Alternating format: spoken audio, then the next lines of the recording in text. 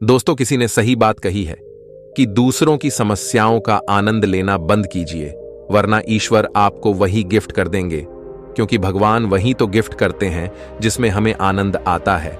आदतों को लेकर के आपने बहुत सारी कहानी सुनी होंगी, जैसे आदत से मजबूर होना पुरानी आदत है, जाते आते जाएगी। बहुत सारी कहावतें हैं, जैसी आदत है वैसा जीवन, लेकिन आदत ऐसे नहीं बनी है। दरअसल हम जिंदगी के नाम पर आदतों को ही जीते हैं।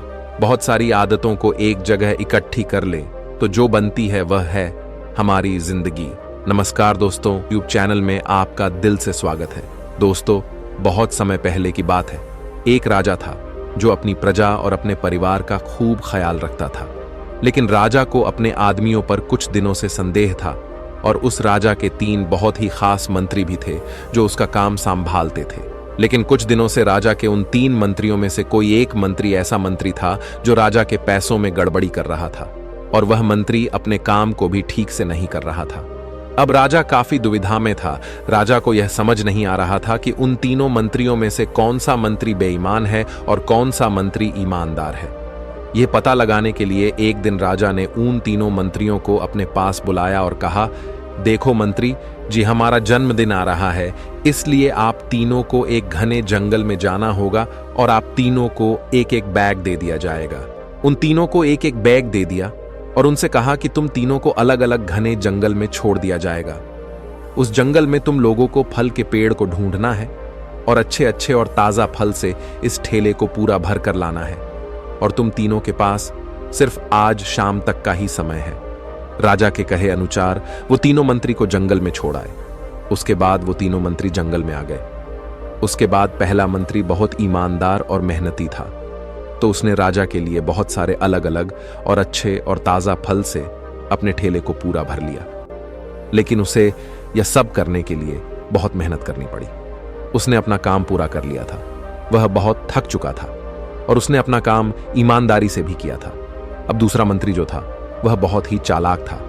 उसने सोचा, राजा के पास इतना समय थोड़ी है कि वह यह सब जांच करे कि मैंने अच्छे फल लाए हैं या खराब, तो बिना ज्यादा मेहनत किए उसे जैसे ही फल जमीन पर पड़े मिले, उसने वह अपने ठेले में रख लिया, बिना यह सोचे कि वह अच्छे हैं या खराब। जो उसे जमीन पर पड़े फल मिले थे वह बहुत ज्यादा खराब थे और वह आराम से पेड़ के नीचे बैठ गया। अब तीसरा मंत्री जो था वह बहुत ही ज्यादा बेईमान और आलसी था। उसने सोचा कि राजा सिर्फ ठेले की लंबाई और वजन ही देखेगा, यह नहीं देखेगा कि उस ढेले के अंदर क्या है और कितनी अच्छी और खराब चीजें हैं। तो उस तीसरे मंत्री ने बिना कुछ सोचे समझे अपने ठेले को सूखे पत्तों और कुछ छोटे छोटे पत्थरों से अपने ठेले को भर लिया और वह भी पेड़ के नीचे बैठ गया और शाम होने का इंतजार करने लगा। राजा के कहे मुताबिक समय समाप्त हो चुका था, शाम भी हो चुकी थी। अब वह तीनों मंत्री भी एक साथ अपने अपने ठेले के साथ राजा के महल में वापस आ गए। राजा ने देखा कि वह तीनों मंत्री जंगल से वापस आ गए हैं, तो राजा ने उन तीनों मंत्रियों के ठेले को खोलकर देखा नहीं कि उसके अंदर क्या क्या है, और उसने उन तीनों मंत्रियों को अलग अलग जेल में 1 महीने के लिए जेल में कैद कर दिया। राजा ने सिपाहियों को यह आदेश दिया कि इन तीनों को 1 महीने तक खाना नहीं दिया जाएगा और यह तीनों भी 1 महीने तक वही फल खाएंगे जो इन तीनों ने जंगल से अपने ठेले में भरकर लाए हैं। और उन तीनों मंत्री को राजा ने जेल में कैद कर दिया। तो जो पहला मंत्री था जिसने अपने ठेले में अच्छे और ताजा अलग अलग फल अपने ठेले में जमा किए थे, उसने जेल में 1 महीना आराम से गुजार लिए, अच्छे फल खाते हुए जो उसने खुद जमा किया था। उसके बाद जो दूसरा मंत्री था जिसने बेकार और खराब फल अपने ठेले में रखे थे, उसे वही बेकार और खराब फल 1 महीने तक खाने पड़े और वह उस जेल में ज्यादा दिनों तक टिक नहीं पाया और बाद में वह खराब फल खाने की वजह से बीमार पड़ गया और उसकी तबीयत खराब हो गई। अब जो तीसरा मंत्री था जो बहुत ही बेईमान और आलसी था, जिसने अपने ठेले में सिर्फ सूखे पत्ते और कुछ छोटे छोटे पत्थर भरे थे, क्योंकि उसके ठेले में खाने के लिए कुछ सूखे पत्ते और कुछ छोटे छोटे पत्थर ही थे, तो वह 1 महीने के लिए क्या खाता।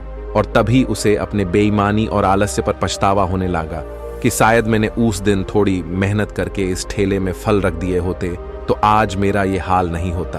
और वह बिना कुछ खाए वह मंत्री जेल में 2 दिन के बाद ही जेल के अंदर ही भूख के कारण मर गया।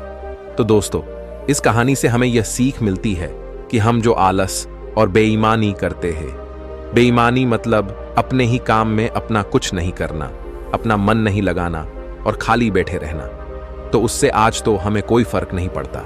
आज तो हम अपने काम में आलस करके आराम कर लेते हैं, लेकिन कल भविष्य में कुछ दिन के बाद हमें उस पर पछतावा होता है। आपने बहुत से लोगों को यह कहते हुए सुना होगा कि काश उस समय पर मैं ऐसा कर लेता तो आज उस इंसान की जगह मैं होता, लेकिन उस समय पर उन लोगों ने आलस को अपनाया था, इसीलिए वह आज जहां के वही है। और जिसने मेहनत को अपनाया था वह इंसान अपनी मंजिल में आगे बढ़ गया। तो अपने काम के साथ बेईमानी और आलस्य बिल्कुल भी मत करो, उसके बाद तो हमें पछतावे के अलावा और कुछ भी नहीं मिलता। ये जो समय है ना, इसकी कीमत कोई नहीं लगा सकता है। हम लाखों रुपए देकर भी अपनी जिंदगी का 1 मिनट भी वापस नहीं ला सकते। इसीलिए इस समय का सही उपयोग करो। समय की एक अच्छी बात है और एक बुरी बात है। अच्छी बात यह है कि हम उसे किन चीजों में गुजारते हो, यह हमारे हाथ में होता है, और बुरी बात यह है कि समय गुजर जाता है और सभी के पास दिन में 24 घंटे होते हैं, गरीब के पास भी और अमीर के पास भी। बस यह हमारे हाथ में है कि हम उस समय से क्या नया कर सकते हो। तो अपने एक एक पल का हिसाब रखो कि हम उन्हें किन चीजों में गुजार रहे हैं। तो अगर आप इस कहानी को और भी लोगों तक पहुंचाना चाहते हो तो इस वीडियो को लाइक करो